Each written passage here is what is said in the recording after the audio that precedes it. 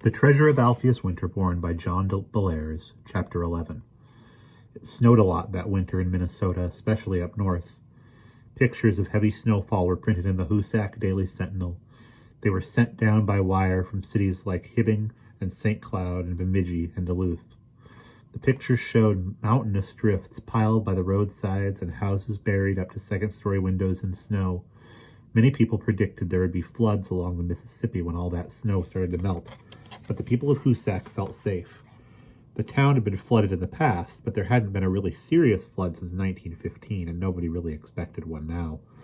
Early in January, Mr. Monday had gone back to work. He had a grand reopening party and served Christmas punch to all his old patrons. At the party, he introduced his new attendant, the man who would do all the lifting and carrying for him, Charlie Odegaard, the 20-year-old son of the man who owned the building in which Mr. Monday's saloon was housed. Charlie told the patrons of Monday's cigar store that he'd do his best, and Mr. Monday said he was proud to have Charlie on his team, and everybody cheered and gave Charlie a round of applause. Mr. Monday had a great time at his own party. He felt cheerful and healthy for the first time since he had had his first heart attack way back in August. He said he felt great, and then everybody cheered and sang for "He's a Jolly Good Fellow" and other songs. It was a really fine party. Needless to say, Mrs. Monday was delighted that her husband was back at work. So were Anthony and Keith. It meant the end of worry and despair. Business was booming, money was coming in. Now the treasure of Alpheus Winterborn didn't matter so much. Of course, Anthony still thought about the treasure. He couldn't help it. But he thought about the treasure the way you think about somebody you used to know who was dead. In a funny way, Anthony was glad the treasure hunt was over. It had taken up an awful lot of his time. Now he felt as if a weight had been lifted from his shoulders. Everything was going along great. Everything would be all right.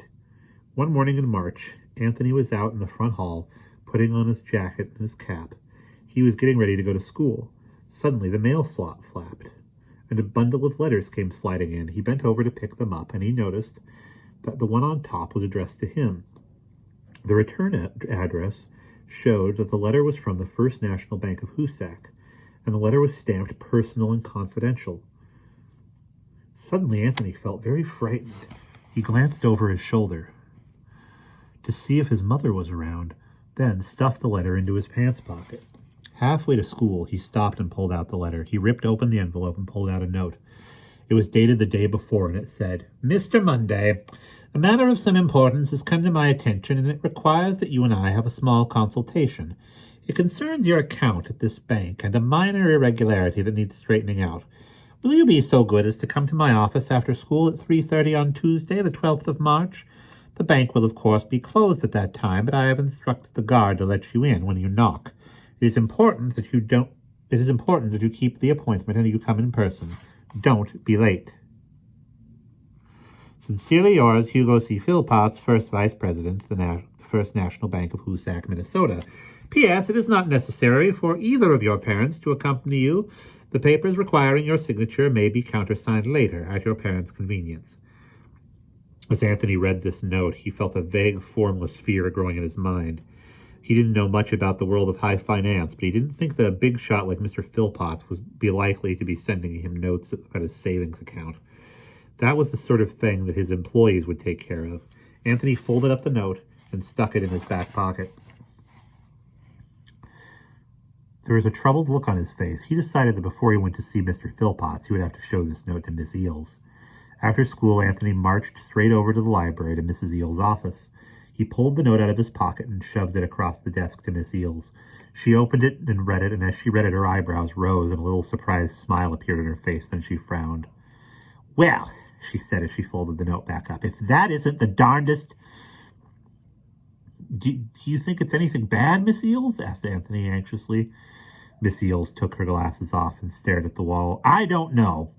I'm sure that if you were to show up at the bank with your mother, he'd produce some sort of folderol for you to sign, and that would be the end of it, for the time being. By the way, did you tell your mother that you got this note?" Anthony shook his head. "Nope, I was scared to."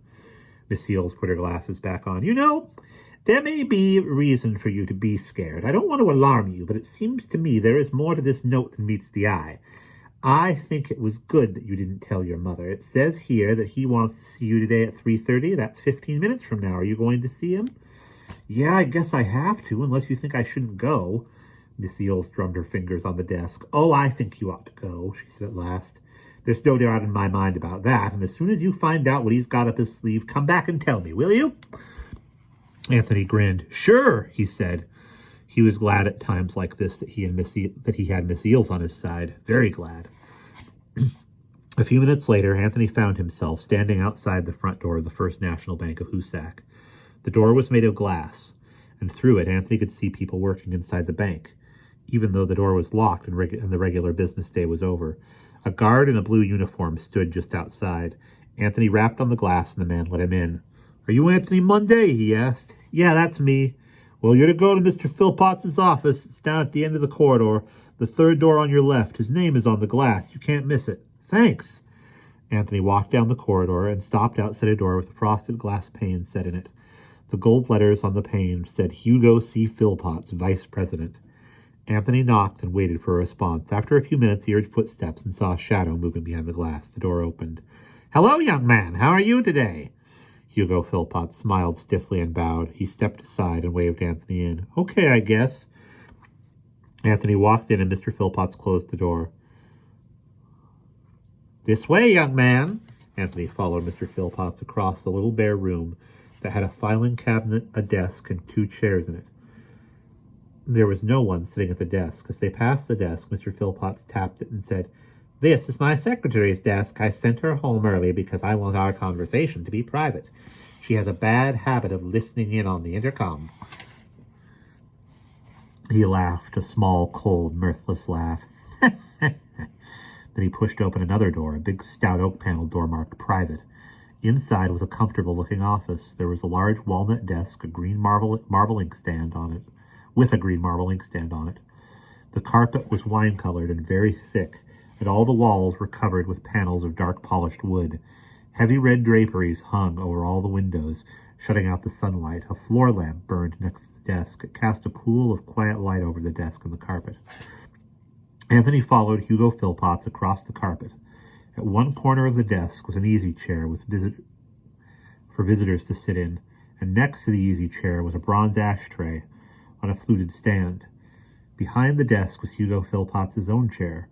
It had red damask upholstery and tall, twisty wooden pillars running up the sides. The back of the chair was very high, and at the top was a wooden coat of arms. Anthony thought the chair looked like a throne, and behind the chair, up on the wall, was a portrait. It was lit by a green-shaded lamp that hung out over the top of the frame. It was a portrait of Alpheus Winterborn. Do sit down, said Hugo Philpotts, patting the back of the easy chair. Anthony sat down, and as he sunk into the seat, the green leather cushion under him hissed like an inner tube. Hugo Philpotts went around behind the desk and sat down on the throne chair. He folded his hands on the desk and stared hard at Anthony. There was a cold smirk on his thin, whitish lips. One corner of his mustache twitched nervously. His manner so far had been courteous, in a greasy, oily way, but it was plain to Anthony that Mr. Philpotts had something besides savings accounts on his mind. Now then, young man, said Hugo Philpotts, as he rubbed his hands together, you have probably guessed that I didn't ask you here so that we could talk about your savings account. I suppose that by rights I ought to have asked Miss Eels to come here, but I decided that I'd approach her through you. I'm sure that by the time I'm finished talking to you, you'll want very much to help me. You'll want to beg and plead with her to give me what I want, and as soon as she finds out how things stand, I'm sure she will be cooperative. She likes you very much. Everyone knows that. Hugo coughed, and Anthony stared at him. But why be mysterious? Hugo Philpotts went on as he stroked his mustache with his forefinger. I'm sure you hate beating around the bush as much as I do, so I'll come right to the point. That Eels woman has something that is rightfully mine, and I want you to make her give it to me. What I mean is, I want what is in the envelope, or bag, or box, or whatever it was that was glued to the back of the mirror that Miss Eels bought at the auction out in Rolling Stone. I want it, and I want it now! He rapped his knuckles on the desk. Anthony was stunned. He couldn't have been more surprised if Hugo had asked him for the moon. All along, Anthony had wondered if this mysterious meeting had something to do with Alpheus Winterborn's treasure. Miss Eels hadn't said so in so many words, but it was obvious that she thought the treasure was at the bottom of the mystery, too. Both Anthony and Miss Eels felt sure that Hugo had stolen the mirror, but Anthony had never in his wildest dreams expected to hear Hugo himself own up to the theft. That, however, was what he had just done. Hugo saw how surprised Anthony was, and this seemed to amuse him. He laughed harshly. "Ha, ha, ha! Surprised, aren't you? Here I am telling you right out in the open that I stole that ridiculous mirror. Naughty of me, wasn't it? Would you like to call up the police and tell them all about it?" He shoved the telephone across the desk toward Anthony. Anthony sat there with his mouth open, then suddenly anger flared up inside him. "You're darn right I will," he said, and jumped to his feet, but as he reached for the phone, Hugo clamped his hand down on the receiver. "Not so fast, young man, not so fast. You don't know what you're doing. In the first place, I merely took back what was rightfully mine. I won that mirror fair and square at the auction. If that old crook of an auctioneer hadn't cheated me, I wouldn't have had to steal it to get it. And in the second place, if you say one word to anyone about what I did, you'll be getting your father into a great deal of trouble." Anthony froze. "My father?" He slowly sank back into his seat. "That's better," said Hugo, smiling maliciously. He took his hand off the phone, but he continued to stare hard at Anthony. "I'm sure you don't want any trouble. Nobody likes trouble, but you'll be saving yourself and Miss Eels and your father a great deal of trouble if you'll just go along like a good boy and help me get what I want." Anthony felt very confused. The threat against his father had been totally out of the blue. And why on earth did Mr. Philpotts want the envelope with the clue in it? It was a clue to a treasure that didn't exist. It was like asking for the key to a house that had been torn down. It didn't make any sense. Anthony shifted nervously in his seat. "Mr. Philpotts," he stammered, "all this kind of, well, it sounds kind of nutty to me. I don't see what you want." Hugo cut him off. "So, it sounds nutty, does it? Well, it will all seem very clear and sane in a couple of minutes. But first, I want to tell you